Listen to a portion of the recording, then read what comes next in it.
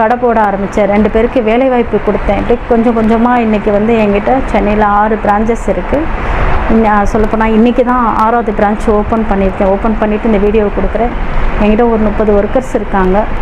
இந்த மாதிரி ஒவ்வொரு விஷயம் பார்த்திங்கன்னா நம்ம வந்து நம்மளுடைய சொல்லப்போனால் நம்மளால் முடியாதது எதுவுமே கிடையாது.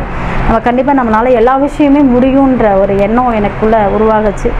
நான் வந்து இப்போ என்ன பண்ணிக்கிட்டு இருக்கேன் அப்படின்னு பார்த்திங்கன்னா, நம்ம கஷ்டப்பட்ட மாதிரி நம்ம அன்றைக்கி ஒருத்தவங்க உதவுனாங்க, அதே மாதிரி நம்ம ஒவ்வொரு பெண்களுக்கும் நம்ம உதவு பண்ணணும்.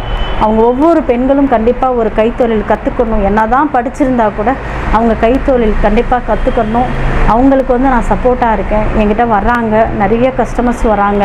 நிறைய பேர் சினி ஃபீல்டுக்கு பண்ணுறோம். என்கிட்ட சென்னை சில்க்ஸ் அவங்க நம்மக்கிட்ட பண்ணுறாங்க. இந்த மாதிரி மலேசியாவில் 300 கஸ்டமர் இருக்காங்க. நிறைய கஸ்டமர் இருக்காங்க எனக்கு. அந்த மாதிரிலாம் நம்ம பண்ணால் கூட எனக்கு பிடிச்ச விஷயம் என்னென்னா, கஷ்டப்படுற பெண்கள் வந்தாங்க